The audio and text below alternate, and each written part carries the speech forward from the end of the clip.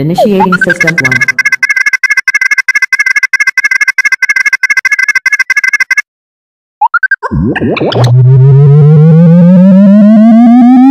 System 1 loaded.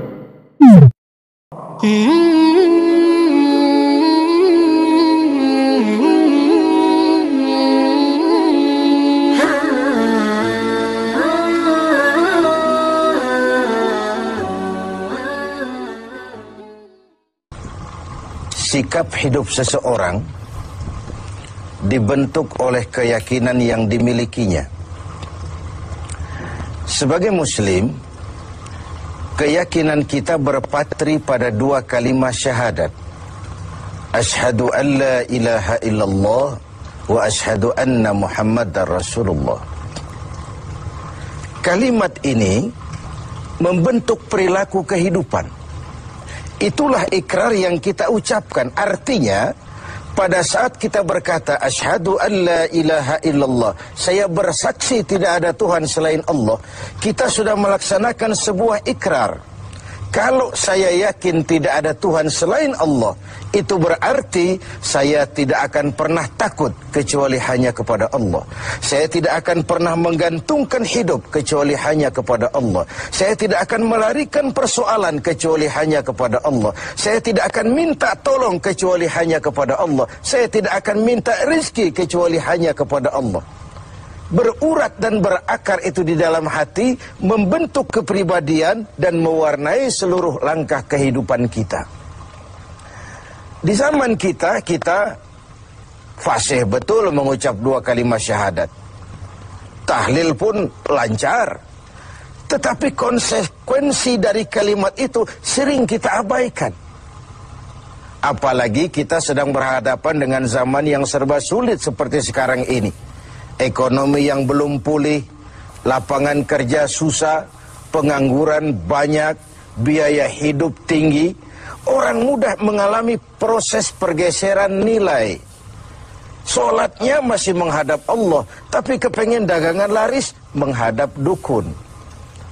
Dicampurlah itu, iyyaka na'budu wa dukun nasta'in. Ini kan sudah gaya hidup yang sinkrit. Nah, puasa melahirkan keikhlasan. Kenapa? Karena ibadah ini seperti kita pernah bicarakan tanpa sugesti.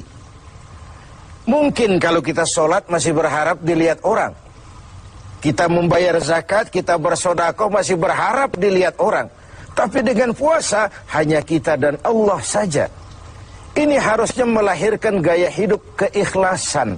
Bahwa kalau kita sudah berbuat, yang penting kita dan Allah saja. Mau dipuji orang atau tidak, mau didengar orang atau tidak, mau dilihat orang atau tidak, yang penting saya sebagai pelaksana sebuah ibadah dan Allah sebagai tempat tujuan kenapa ibadah ini saya laksanakan. Karena itu, pada jumpa kita sore ini, kita akan bicara tentang ikhlas dalam menghadapi kehidupan ini. Sebab bukan saja hanya sholat kita harus ikhlas, puasa harus ikhlas, zakat harus ikhlas. Menjalani hidup ini pun kita harus dengan penuh keikhlasan. Kita tahu bahwa apa saja kalau sudah mulai kita gantungkan kepada yang selain Allah, bersiaplah untuk kecewa.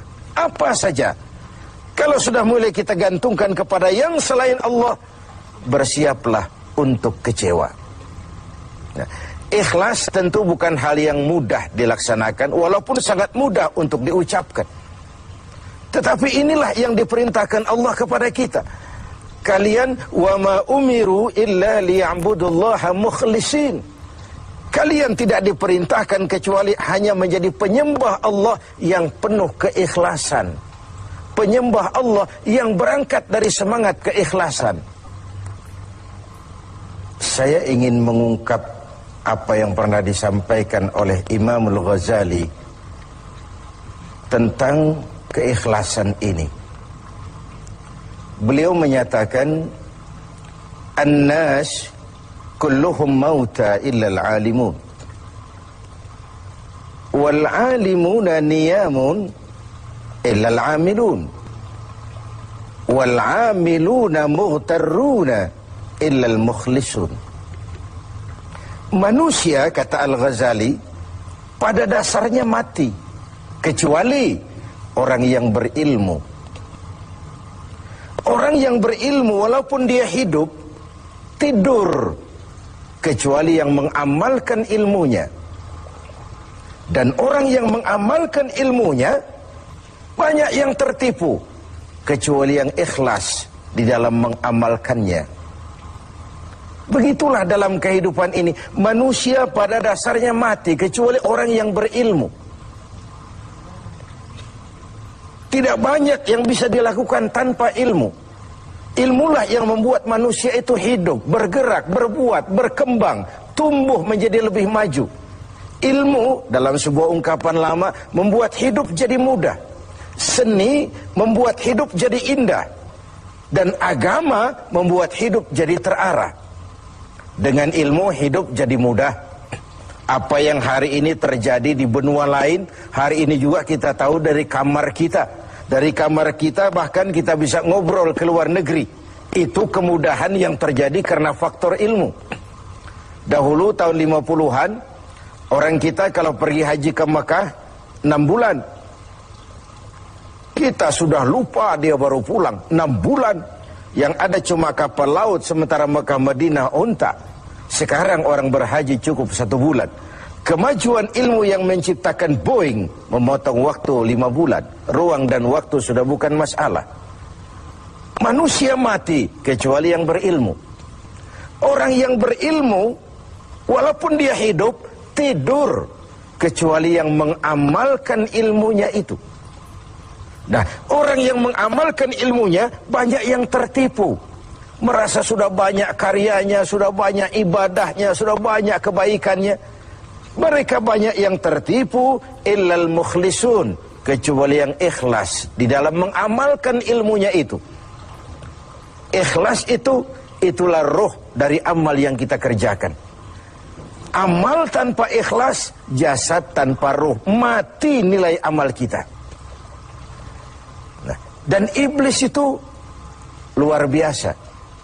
Sehingga Nabi katakan, iblis masuk ke tubuhmu, menggodamu melalui saluran darahmu. Persempit jalan masuk iblis ke tubuhmu. Sahabat bertanya, dengan apa ya Rasul? Dengan zikir dan lapar. Saya ingin mengulangi hadis ini. Iblis masuk ke tubuhmu, menggodamu melalui saluran darahmu. Persempit saluran masuk iblis ke tubuhmu. Dengan apa ya Rasul? Dengan zikir dan dengan lapar. Jadi ketika kita melaksanakan ibadah puasa ini, kita mempersempit ruang gerak iblis. Itu makna bahwa kalau datang Ramadan, diikat setan dan iblis itu. Siapa yang mengikat? Ya kita sendiri. Dengan apa? Dengan ibadah puasa. Kita ikat dia, tidak berkutik, memperturutkan hawa nafsu sebagai kendaraan utama si iblis tadi. Jadi kembali kepada soalnya, keikhlasan. Itulah nilai dari amal kita. Nah, iblis datang kepada setiap orang dengan bendera yang tidak sama. Iblis datang kepada orang kaya dengan bawa bendera bakhil. Iblis datang kepada penguasa dengan membawa bendera kezaliman. Iblis datang kepada para kiai dengan membawa bendera hasud, iri hati, dengki. Iblis datang kepada orang kaya dengan membawa bendera pelit, bin bakhil alias kikir. Strateginya berbeda, bergantung kepada yang didatanginya. Nah, kalau itu tidak terkena, ditanamkannya lah perasaan bangga. Amalmu sudah banyak, kebaikanmu sudah banyak. Dihilangkanlah keikhlasan kita. Karena itu hadirin dan pemirsa, saya ingin menyampaikan sebuah potret tentang ikhlas ini. Dulu ada cerita, kiai punya santri 2 orang. Satu namanya si Ali, satu namanya si Umar. Satu hari si Ali pergi ke kebun, nyabut singkong. Singkong tercabut, Ali melihat, ini singkong bagus sekali. Kalau dihadiahkan kepada Pak Kiai, senang hati beliau. Tabarukan, cari berkah. Berangkat ke rumah Kiai, bawa singkong. Sampai di rumah Kiai, Assalamualaikum Pak Kiai. Waalaikumsalam. Ada apa? Dari kebun Pak Kiai, saya jabut singkong, bagus sekali. Saya ingat sama Kiai, doakan saya Kiai. Oh, bawa masuk ke dapur, Li. Ali masuk ke dapur taruh singkong. Kiai bilang sama istrinya, Bu, Ali ini jauh-jauh datang kemari, hadiahkan kita singkong ini. Pulang kita kasih apa dia? Kata istrinya Kiai, Bang, ada seekor kambing di belakang, hadiah pengusaha temporary sama kita. Daripada di sini ada yang merawat, kan lebih baik dikasihkan si Ali. Siapa tahu dia pelihara berkembang biak jadi banyak nantinya. Jadilah itu. Ali permisi mau pulang, kata Kiai, Li, saya hadiahkan kau seekor kambing. Peliharalah, mudah-mudahan membawa berkah. Terima kasih Pak Yai. Pulanglah Ali dengan kambing seekor ini. Di jalan pulang ketemu temannya si Umar. Dari mana kau, Li? Dari rumah Kiai Mar.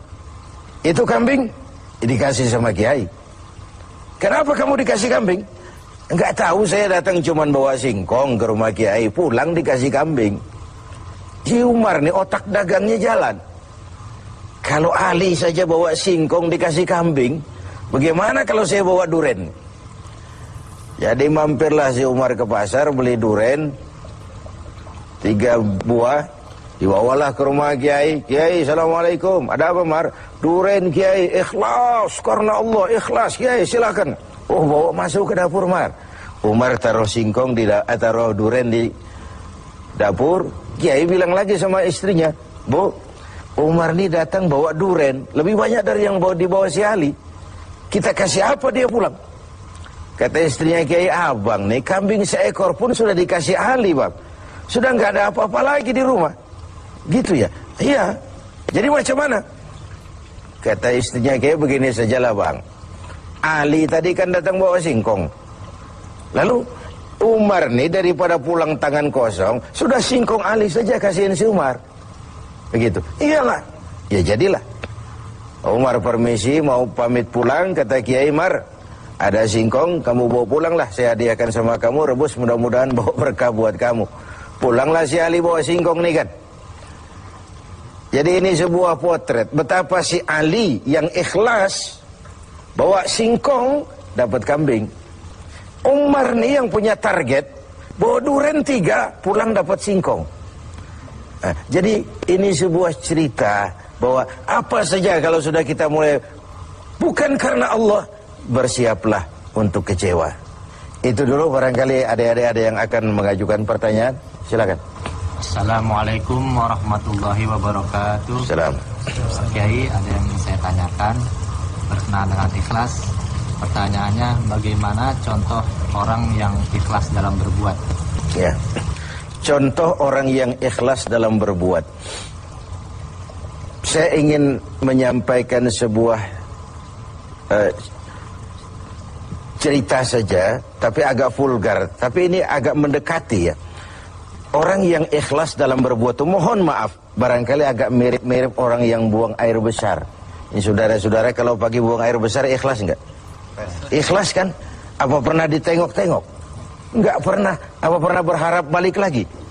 Juga enggak. Walaupun malam habis makan enak, makan sate, buahnya anggur, apel, besok pagi dibuang ikhlas. Enggak begitu jatuh terus ditengokin, jangan-jangan satenya ini. Enggak, sudah ikhlas, kurelakan di kau pergi. Begitu kira-kira contoh orang yang ikhlas dalam berbuat. Ini maaf ya, contohnya agak vulgar, tapi saya pikir itu yang agak mendekati. Kalau sudah berbuat ya sudah diikhlaskan saja, dilepas, karena ikhlas itu kan artinya selamat, selamat dari noda, selamat dari kepentingan yang selain Allah, bersih dari kepentingan yang selain Allah. Nah itu yang kita inginkan dalam berbuat. Dan puasa sekali lagi melatih kita untuk menerapkan sikap-sikap ikhlas. Kan kalau sudah kita puasa, yang tahu cuma kita dan Allah saja.